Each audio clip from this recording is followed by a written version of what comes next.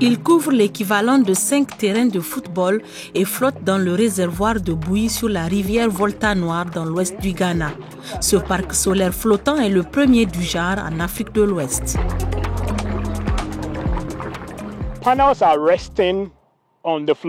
Les panneaux sont montés sur des flotteurs. Ils servent aussi de passerelles, comme vous pouvez le constater. Je suis debout sur un de ces flotteurs. Cela permet d'effectuer une maintenance quotidienne. Avec mon équipe, chaque jour, nous inspectons les modules photovoltaïques et les câbles que nous avons ici. Les panneaux solaires flottants présentent certains avantages par rapport aux panneaux terrestres. Ils prennent moins de place et peuvent être installés en rang serré les uns contre les autres. Les panneaux flottants produisent de l'énergie à partir de la lumière en surface et sous la surface. Le soleil se reflète ici et nous avons une autre réflexion sous le module photovoltaïque. L'indice d'albédo, qui indique l'indice de réflexion des rayonnements sur une surface, est très élevé.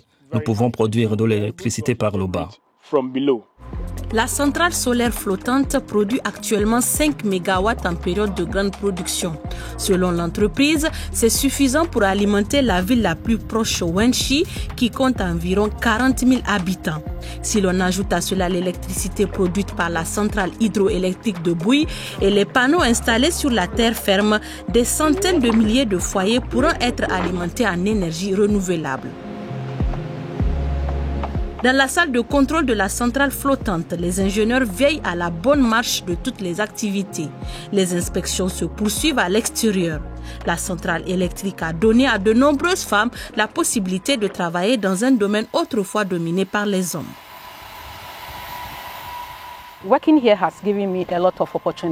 Travailler ici m'a offert de nombreuses opportunités et m'a apporté une grande satisfaction dans un secteur où les hommes sont majoritaires. Ici, personne ne se sentira négligé, maltraité. Nous travaillons dans un environnement où toutes les voix sont entendues. Personne ne vous considérera comme acquis. Le harcèlement sexuel n'est pas toléré parce qu'il y a beaucoup de politiques strictes et stratégiques qui nous guident.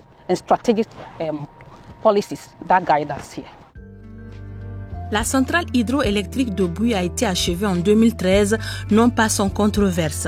Son barrage a inondé environ 1/5 du parc national limitrophe ainsi que des terres agricoles fertiles. Plus d'un millier de personnes issues de 8 communautés dans le village de Bator à Kanyakrom ont été relocalisées. Cela a bouleversé leur quotidien, mais certaines ont été indemnisées. Ils nous ont demandé quel métier nous voulons apprendre et chacun a fait son choix. J'ai choisi la couture. Ils m'ont acheté la machine et payé la formation. Aujourd'hui, je suis sur le point d'obtenir mon diplôme et je gagnerai bientôt mon propre argent.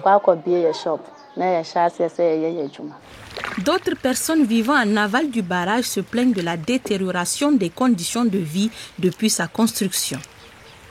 Quand le barrage n'existait pas, la pêche était bonne. Mais maintenant, il y contrôle l'eau et cela affecte ceux d'entre nous qui pêchent à la périphérie. Avant, on pouvait travailler, mais aujourd'hui, les prises sont rares. Le quotidien est difficile. L'ingénieur Maximilian Kwarteng affirme cependant que les populations d'Alevin installées sous les panneaux solaires prospèrent. On pense également que l'ombre des panneaux contribue à freiner l'évaporation. Cependant, certains experts pensent que la centrale flottante pourrait avoir un effet négatif sur la vie aquatique dans la rivière.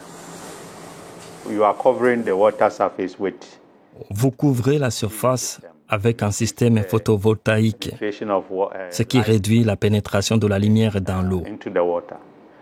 Il est donc possible que la vie aquatique, qui a besoin d'une quantité appréciable de lumière, soit affectée. Il y a également des plantes qui ne recevraient pas suffisamment de lumière pour leur croissance, car elles en ont besoin pour la photosynthèse, et il y a donc des poissons qui dépendent également de ces plantes.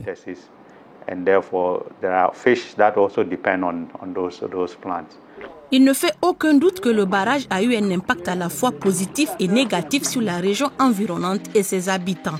Mais la combinaison de l'hydroélectricité et de l'énergie solaire aide le Ghana à devenir plus indépendant sur le plan énergétique et à s'éloigner des combustibles fossiles. Pour l'instant, il ne produit qu'1% de son électricité à partir d'énergies renouvelables. Son objectif est d'atteindre 10% d'ici à 2030.